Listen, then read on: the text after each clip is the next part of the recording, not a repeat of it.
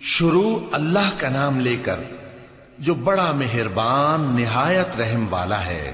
ناپ اور تول میں کمی کرنے والوں کے لیے خرابی ہے۔ جو لوگوں سے ناپ کر لیں تو پورا لیں، اور جب ان کو ناپ کر یا تول کر دیں تو کم دیں۔ کیا یہ لوگ یہ نہیں خیال کرتے کہ اٹھائے بھی جائیں گے؟ یعنی ایک بڑے سخت دن میں، جس دن تمام لوگ رب العالمین کے سامنے کھڑے ہوں گے۔ سن رکھو کہ بدکاروں کے اعمال نامے سجین میں ہوں گے، اور تم کیا جانتے ہو کہ سجین کیا چیز ہے؟ ایک دفتر ہے لکھا ہوا، اس دن جھٹلانے والوں کے لیے خرابی ہے، یعنی جو انصاف کے دن کو جھٹلاتی ہیں، اور اس کو جھٹلاتا وہی ہے جو حد سے نکل جانے والا گناہگار ہے۔ جب اس کو ہماری آیتیں سنائی جاتی ہیں تو کہتا ہے یہ تو پہلے لوگوں کے افسانے ہیں۔ ہرگز نہیں، بات یہ ہے کہ یہ جو اعمال بد کرتے ہیں ان کا ان کے دلوں پر زنگ بیٹھ گیا ہے۔ بے شک یہ لوگ اس روز اپنے پروردگار کے دیدار سے اوٹ میں ہوں گے، پھر یہ لوگ یقیناً دوزخ میں جا داخل ہوں گے۔ پھر ان سے کہا جائے گا کہ یہ وہی چیز ہے جس کو تم جھٹلاتے تھے۔ یہ بھی سن رکھو کہ نیکوکاروں کے اعمال نامے علیین میں ہوں گے۔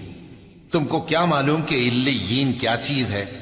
ایک دفتر ہے لکھا ہوا جس کے پاس مقرب فرشتے حاضر ہوتی ہیں۔ بے شک نیک لوگ نعمتوں میں ہوں گے، تختوں پر بیٹھے ہوئے نظارے کریں گے، تم ان کے چہروں ہی سے نعمت کی تازگی معلوم کر لو گے۔ ان کو شراب خالص سر بمہر پلائی جائے گی جس کی مہر مشک کی ہوگی۔